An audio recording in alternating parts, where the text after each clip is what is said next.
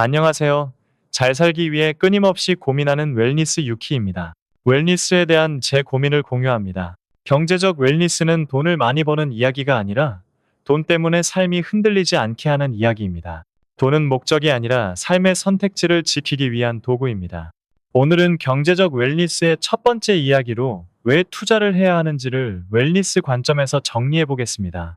먼저 우리가 왜 돈 앞에서 흔들리는지 경제적 불안감의 구조부터 살펴봅니다. 그 다음에는 소득을 늘리기 위해 흔히 선택하는 투잡이 왜 양날의 검이 될 수 있는지를 이야기하겠습니다. 그리고 경제적 웰니스의 핵심인 소득의 일정 비율을 자산으로 전환하는 구조가 왜 중요한지도 정리하겠습니다. 이어서 인플레이션을 단순한 경제 용어가 아니라 웰니스 관점에서 가치 보존의 문제로 다시 해석해보고 마지막으로 자산 소득과 경제적 자유를 통해 삶의 선택권이 어떻게 달라지는지 그리고 경제적 자유를 단계로 나누어 생각하는 이유까지 이어가겠습니다. 그럼 첫 번째 이야기부터 시작해 보겠습니다. 경제적 불안감. 우리는 왜 돈 앞에서 흔들릴까? 우리는 보통 돈을 얼마나 많이 갖고 있느냐로 생각합니다. 하지만 경제적 웰니스 관점에서는 질문이 조금 다릅니다. 돈이 내 삶을 얼마나 흔들고 있는가? 그리고 내 삶의 선택권이 얼마나 있는가입니다. 많은 사람들이 열심히 일합니다. 성실하게 출근하고 야근도 하고 자격증도 따고 능력을 키웁니다. 그런데도 불안이 완전히 사라지지 않는 경우가 많습니다. 왜 그럴까요? 대부분의 소득이 근로소득이기 때문입니다. 근로소득은 시간을 팔아 얻는 소득입니다. 시간이 늘어나면 소득이 늘고 시간이 줄면 소득이 줄어듭니다. 근로소득만을 한정하여 소득을 더 늘리고 싶을 때 많은 사람들이 자연스럽게 선택하는 방법이 있습니다. 바로 투잡입니다. 하지만 여기에는 구조적인 한계가 있습니다. 시간과 체력은 유한하기 때문입니다. 그렇게 투잡은 양날의 검이 되기도 합니다. 투잡, 양날의 검. 투잡은 성실함의 상징일 수 있습니다. 지금보다 더 나은 미래를 만들기 위해 추가로 시간을 투입하는 선택이기 때문입니다. 하지만 웰니스 관점에서 투잡은 상당히 주의해야 하는 선택입니다. 투잡은 당장의 소득을 늘립니다. 하지만 동시에 삶의 비용도 늘릴 수 있습니다. 수면이 줄고 회복이 줄고 관계에 쓰는 시간이 줄고 정서적으로 여유가 사라질 수 있습니다. 짧게는 버틸 수 있지만 길게 보면 신체적 웰니스와 정서적 웰니스가 흔들릴 가능성이 커집니다. 그래서 경제적 웰니스에서 중요한 질문은 더 벌 수 있는가가 아니라 이 방식이 지속 가능한가입니다. 그래서 지속 가능성을 위한 더 중요한 질문이 있습니다. 투잡을 하든 본업을 하든 그 소득의 일부가 자산으로 전환되고 있는가입니다. 경제적 웰니스의 핵심, 일정 비율을 자산으로 만든다. 경제적 안정성을 만드는 가장 현실적인 방법은 특정한 방식으로 많이 버는 것이 아니라 소득의 일정 비율을 자산으로 전환하는 구조를 만드는 것입니다. 여기서 자산은 단순히 돈을 모으는 행위가 아니라 미래의 나를 지탱해 줄 수 있는 형태로 바꾸는 것을 의미합니다. 이때 일정 비율이 왜 중요할까요? 사람은 소득이 늘면 소비도 함께 늘어나는 경향이 있습니다. 생활 수준이 올라가고 지출 구조가 새로 조정되기 때문입니다. 소득이 늘었는데도 계속 불안한 사람들의 공통점이 있습니다. 소득이 늘어난 만큼 소비가 늘고 자산으로 전환되는 비율은 오히려 줄어드는 것입니다. 만약 소득이 늘어나도 자산으로 돌리는 비율이 유지된다면 시간이 지날수록 구조가 달라지게 만들 수 있습니다. 여기서 중요한 포인트는 자산 소득이 늘면 전체 소득이 늘어난다는 점입니다. 전체 소득이 늘어나면 같은 비율로 자산에 배분하더라도 절대 금액이 커집니다. 그리고 동시에 소비 가능 금액도 커집니다. 즉, 절약해서 버티는 삶을 끝까지 지속하는 것이 아니라 자산이 자산을 만들면서 삶의 여유가 커지는 구조가 가능해집니다. 반대로 소득이 아무리 늘어도 자산으로 전환되는 비율이 없다면 어떻게 될까요? 그때는 시간이 지나도 미래의 안정성이 커지지 않습니다. 시간과 체력만 소모하고 결국 다음 달도 또 똑같이 벌어야 하는 삶이 반복됩니다. 경제적 웰니스 관점에서 보면 이것은 미래 웰니스를 약하게 만드는 구조입니다. 인플레이션. 왜 현금만으로는 불안이 남는가? 여기서 인플레이션 이야기를 해야 합니다. 투자를 해야 하는 이유를 말할 때 인플레이션은 흔히 등장하는 개념이지만 웰니스 관점에서 해석해보면 다른 관점으로 이해할 수 있습니다. 인플레이션은 같은 돈으로 살 수 있는 것이 줄어드는 현상입니다. 가만히 있어도 돈의 구매력이 조금씩 깎인다는 말입니다. 그래서 저축을 하고 있는데도 불안한 느낌이 생깁니다. 돈이 부족해서만이 아니라 내가 모아둔 돈의 가치가 그대로 유지되지 않을 수 있기 때문입니다. 숫자는 늘어나도 그 숫자가 의미하는 삶의 선택지가 줄어들 수 있는 것입니다. 이 대목에서 신체적 웰니스와 비교해보면 이해가 더 쉽습니다. 몸도 마찬가지입니다. 몸을 그저 소모하기만 하면 시간이 지날수록 닳고 약해집니다. 수면을 줄이고 회복 없이 일만 하고 몸에 해로운 것을 먹고 운동을 하지 않으면 결국 몸은 그 결과를 치르게 됩니다.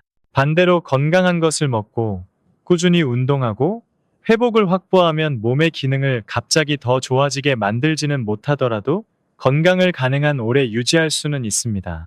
즉, 웰니스의 핵심은 단기간 최고치를 달성하는 것이 아니라 장기적으로 유지하는 것에 가깝습니다. 경제적 웰니스도 구조는 비슷합니다.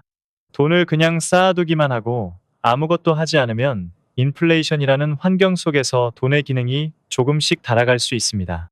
반대로 적절한 방식으로 자산을 형성하고 그 자산을 장기적으로 보유하며 가치가 유지되도록 관리하면 당장 큰 변화를 만들지 않더라도 내 돈이 할 수 있는 역할을 최대한 오래 유지할 수 있습니다.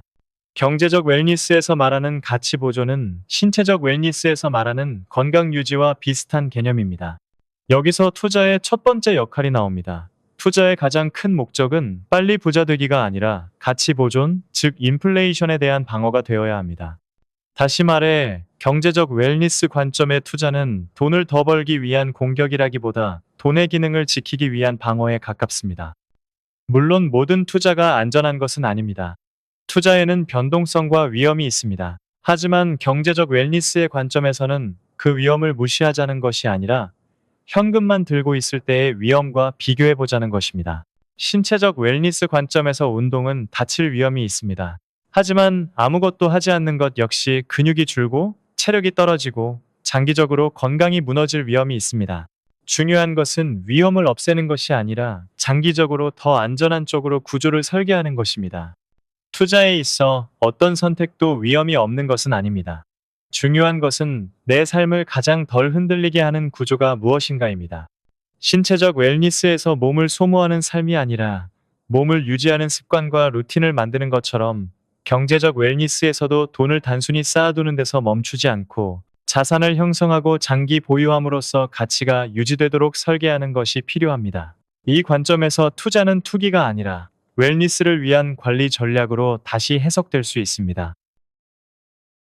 자산소득, 근로소득 외 두 번째 엔진이 필요한 이유.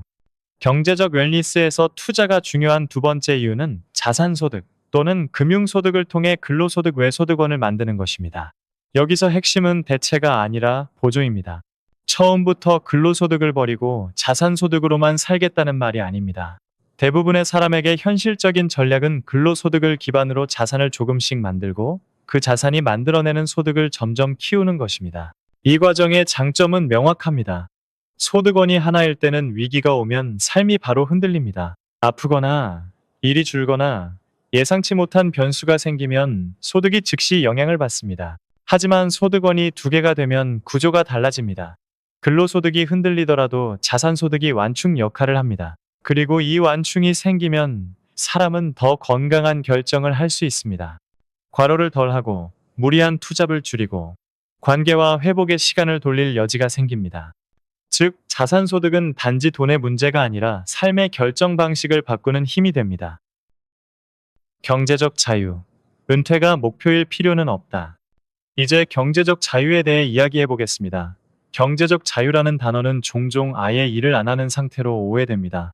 하지만 웰니스 관점에서 경제적 자유는 일을 그만두는 것이 아니라 선택권이 늘어나는 것입니다. 이때 제가 생각하는 경제적 자유는 은퇴를 말하는 것은 아닙니다. 은퇴는 분명 매력적인 목표처럼 보일 수 있습니다. 하지만 웰니스 관점에서는 주의할 필요가 있습니다. 왜냐하면 많은 사람에게 직업적 웰니스는 단지 돈을 버는 수단이 아니라 삶의 구조와 의미를 제공하기 때문입니다. 일은 하루의 리듬이 되고 성취와 성장의 감각이 되고 사회적 연결이 되기도 합니다. 그래서 완전한 은퇴를 목표로 달려가다가 직업적 웰니스가 훼손되면 경제적 웰니스가 좋아졌음에도 삶 전체의 만족은 오히려 떨어질 수 있습니다. 즉, 경제적 자유는 일을 없애는 것이 아니라 이를 선택할 수 있게 되는 것에 더 가깝습니다. 경제적 자유의 5단계. 제가 생각하는 경제적 자유는 여러 단계로 나뉩니다. 이때 무리해서 최상위 단계에 도달할 필요는 없습니다. 가장 낮은 단계만 성취해도 생활은 매우 크게 나아질 수 있기 때문입니다. 저는 경제적 자유를 다음과 같은 단계로 나누어 생각합니다. 첫째, 자본소득으로 소비의 절반을 충당하는 단계입니다. 이 단계만 와도 삶은 달라집니다. 생활비 압박이 줄어들고 불안이 완화됩니다. 무리한 야근이나 투잡을 줄일 여지가 생깁니다.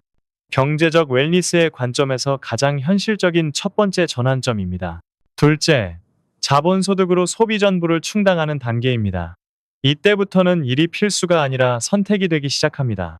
일의 강도나 형태를 조절할 수 있고 삶의 우선순위를 다시 배치할 수 있습니다. 셋째, 자본소득이 연봉만큼 발생하는 단계입니다. 소비를 충당하고도 연봉 수준의 현금 흐름이 생기면 경제적 스트레스가 급감합니다. 이때부터는 학습, 휴식, 커리어 전환 같은 선택이 현실적인 옵션이 됩니다. 넷째, 소비를 다하고도 연봉만큼 남는 단계입니다. 이 단계는 자산이 더 빠른 속도로 축적되는 구간입니다. 삶의 결정이 단기에서 장기로 이동하고 안정성이 강화됩니다. 다섯째, 알아서 연봉 2배 이상씩 자산이 불어나는 단계입니다. 자산 증가가 소득을 압도하는 상태입니다. 하지만 웰니스 관점에서는 이 단계가 반드시 필요하다고 보지 않습니다. 왜냐하면 이 단계를 목표로 삼는 과정이 다른 웰니스를 훼손할 수 있기 때문입니다. 결국 중요한 것은 최상위 단계가 아니라 내 삶이 덜 흔들리는 지점을 확보하는 것입니다. 어떤 사람에게는 첫 번째 단계만으로도 삶이 충분히 좋아질 수 있습니다. 결론, 경제적 웰니스란 부자 되기가 아니라 안정적인 구조 만들기다. 정리해 보겠습니다. 투자를 해야 하는 이유는 단순히 돈을 더 벌기 위해서가 아닙니다. 첫째, 인플레이션 속에서 가치를 지키기 위해서입니다. 둘째, 근로소득의 한계를 보완하는 자산소득을 만들기 위해서입니다. 셋째, 경제적 자유를 단계적으로 확보해 삶의 선택권을 늘리기 위해서입니다. 그리고 이 모든 이야기의 중심에는 한 가지 원칙이 있습니다. 소득의 일정 비율을 자산으로 전환하는 구조가 없으면 시간을 더 쓰고 더 일해도 미래의 웰니스는 약해질 수 있습니다. 특히 투잡은 소득을 늘릴 수 있지만 자산 전환 구조가 없다면 시간과 체력만 소모하고 끝날 수 있습니다. 반대로 작은 금액이라도 자산으로 전환하는 비율이 유지되고 그 자산이 조금씩 소득을 만들기 시작하면 전체 소득이 늘고 같은 자산 전환 비율을 유지해도 삶의 소비력은 커질 수 있습니다. 경제적 웰니스는 이런 선순환 구조를 만드는 과정입니다. 다음 영상에서는 제가 경제적 웰니스를 강화하기 위해 접근한 전략들을 소개드려 보겠습니다. 저는 경제적 웰니스의 가장 중요한 점은 일상을 해치지 않는 투자라고 생각하고 있습니다. 그래서 제가 찾은 최적의 투자처는 미국 지수 투자입니다. 한편 일상을 해치지 않기 위해서는 투자를 위한 습관을 잘 들이는 것도 중요하여 필요한 좋은 습관에 대해 다루어 보겠습니다. 돈은 목적이 아니라 삶의 선택지를 지키기 위한 도구입니다. 웰니스 유키였습니다.